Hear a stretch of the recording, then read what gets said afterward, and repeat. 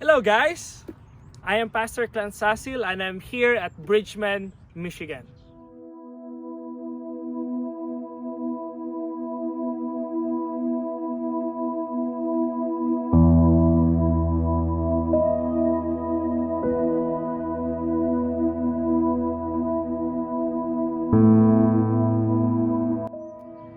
By the way, happy Easter weekend to everyone. I do believe that most of Christian countries nowadays are celebrating the Easter weekend, in which we celebrate and commemorate the death and resurrection of Jesus Christ. Usually in this time of the year, people are on vacation. Children are on the streets. Families are getting together, going to their own homes or provinces, in my country at least.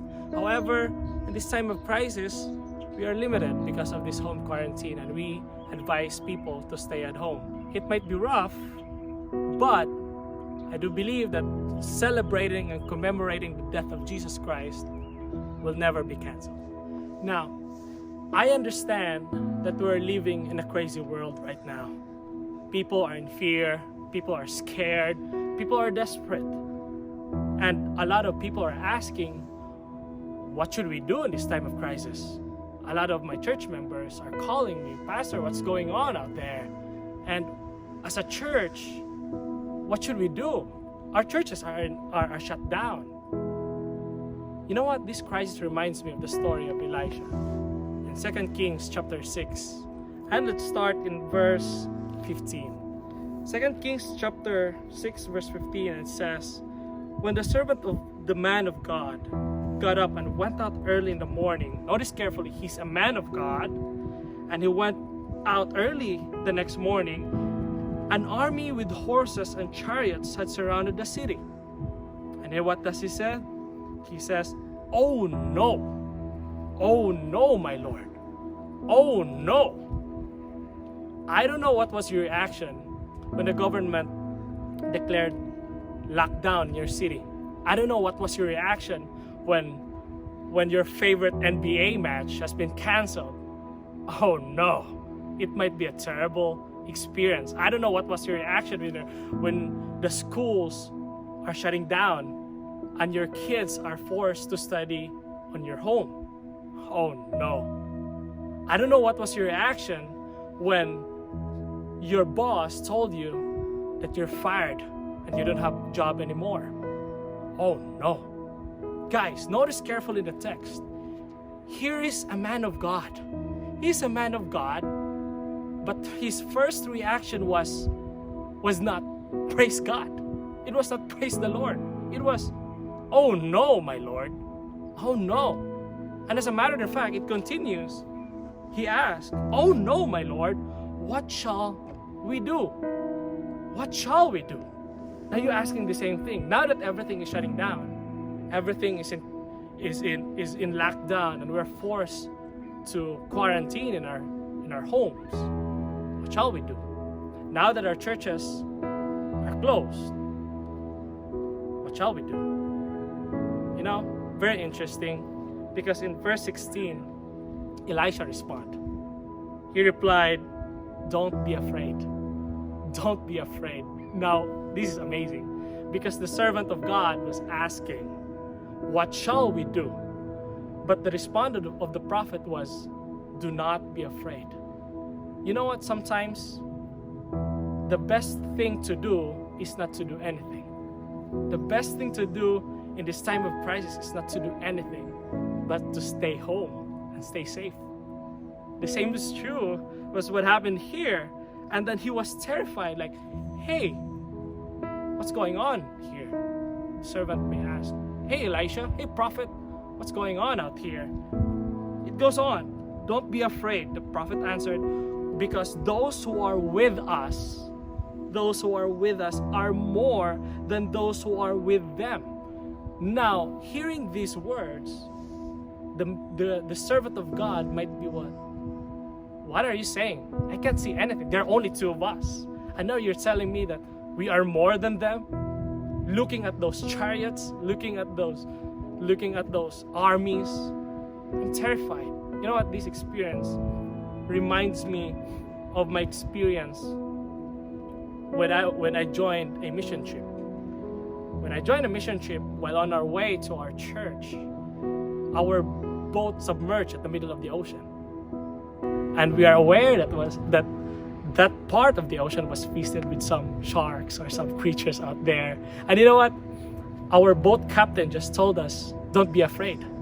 Don't be afraid. And I was like, I was the group leader, I was the preacher, I was the speaker that time. And okay, I should not be afraid. I should not be afraid. But I'm still afraid. We were just floating with our floating devices.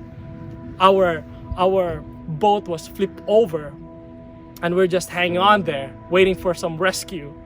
And then our captain said, don't be afraid. But yeah, I'm not afraid, but I'm still afraid. Maybe you're afraid right now. We are here in this crisis and you're afraid. I should say it's normal. We are all afraid. If you're not afraid, I should be afraid of you. You should be quarantined. Because everyone is in chaos and in crisis right now. But guys, if you're asking what to do, the best thing to do sometimes is not to do anything. He was terrified. And as a result of that, Elisha prayed.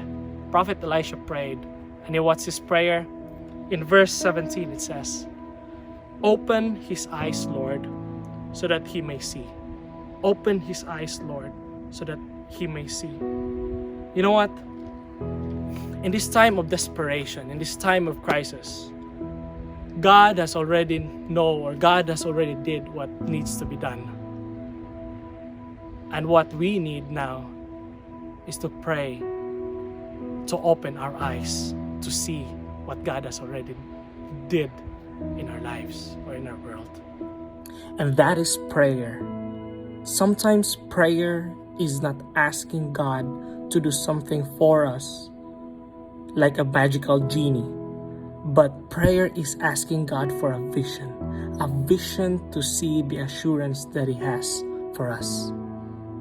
We might not see it, but the same prayer, open our eyes, Lord, so that we may see. And it's very interesting because in the passage, going back in the passage, as a result of that prayer, it says, then the Lord opened the servant's eyes, and he looked and saw the hills full of horses and chariots of fire all around Elisha. As a result of that prayer, the servant of God's eyes were open and he saw a lot of armies surrounding them, that they are more than their enemies. Guys, we are serving a big God, bigger than this pandemic, bigger than this virus. The only thing that we need to do is to pray, to see what God has done, to see what God can do for you. That's why in this time of silence, as we stay home, it might be silent sometimes, it might be boring. However, let us not waste our time. Hope this would be a time for us to grow spiritually, a time for us to grow our relationship with our family, and most of all, with our God. Guys, don't be afraid. You're still afraid, but don't be afraid. God is with us. Today, we commemorate the resurrection of Jesus. The resurrection of Jesus has a plain message to all of us in this time of crisis.